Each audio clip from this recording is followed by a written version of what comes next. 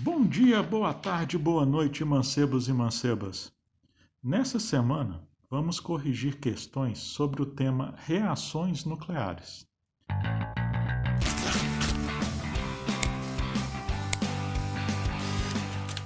Se você quiser ter uma prévia de quais questões serão corrigidas essa semana, visite nossa página no Instagram, o Falando Quimiquês. A questão que vamos corrigir hoje é do Enem 2018, segunda aplicação, e equivale à questão 118 do caderno amarelo. O seu enunciado é o seguinte: o elemento radioativo tório pode substituir os combustíveis fósseis e baterias. Pequenas quantidades desse elemento seriam suficientes para gerar grande quantidade de energia. A partícula liberada em seu decaimento poderia ser bloqueada utilizando-se uma caixa de aço inoxidável. A equação nuclear para decaimento do tório 230 então, temos a equação aí que representa o decaimento do tório 230, em que há produção de rádio 226, uma partícula que a gente não sabe qual é, mais energia. Aí perguntas: considerando a equação de decaimento nuclear, a partícula que fica bloqueada na caixa de aço inoxidável é a partícula alfa, a partícula beta, o próton, o nêutron e o pósitron são as opções. Vamos falar um pouco sobre cada uma dessas partículas. A partícula alfa, ela é formada por dois prótons e dois nêutrons, tendo carga positiva. Tá? Se um núcleo perde dois prótons e dois nêutrons, o número de massa desse núcleo, que é a soma de prótons e nêutrons, vai diminuir em 4 unidades.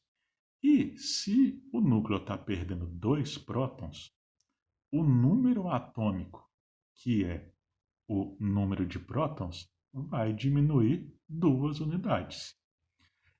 Isso equivale à chamada lei de Soddy, que fala que no decaimento alfa, o núcleo filho vai ter número de massa 4 unidades menor em relação ao núcleo pai e número atômico 2 unidades menor em relação ao núcleo pai. É exatamente o que acontece na equação do enunciado. O número de massa diminuiu 4 unidades e o número atômico diminuiu 2 unidades. Então, a equação que está no enunciado condiz com o decaimento alfa. Essa partícula produzida deve ser uma partícula alfa, né? Então, essa deve ser a resposta. Mas, por desencargo de consciência, vamos falar um pouquinho das outras partículas que estão entre as opções. A partícula beta, ela é uma partícula com carga negativa e massa muito pequena, sendo equivalente a um elétron, tá? Então, e ela é formada quando um nêutron de um núcleo instável se transforma em um próton na partícula beta e num neutrino, que é uma partícula de carga neutra e massa muito pequena. Bem, olhe bem, o nêutron se transforma num próton, tá? E esse próton permanece no núcleo, tá? Então, vai ter um aparecimento de um próton ali no núcleo. Desse modo, o número atômico, que é o número de prótons, aumenta em uma unidade. Como se perdeu um nêutron, mas houve o ganho de um próton, o número de massa, que é a soma de prótons e nêutrons, permanece o mesmo no decaimento beta. Então, no decaimento beta, o número de massa permanece o mesmo e o número atômico aumenta uma unidade. Isso não foi o que aconteceu na equação aqui do enunciado, então não condiz com o decaimento beta. No caso de eliminação de um próton ou um nêutron, que são partículas que a gente escuta falar mais, o que aconteceria no caso, por exemplo, de eliminação de um próton seria a diminuição tanto do número atômico como do número de massa em uma unidade. Não foi o que aconteceu na equação do enunciado. No caso da eliminação de um nêutron, era de se esperar que permanecesse o mesmo número atômico, não foi o que aconteceu, e que o número de massa diminuísse em uma unidade apenas. Também não está condizente com isso a equação do enunciado.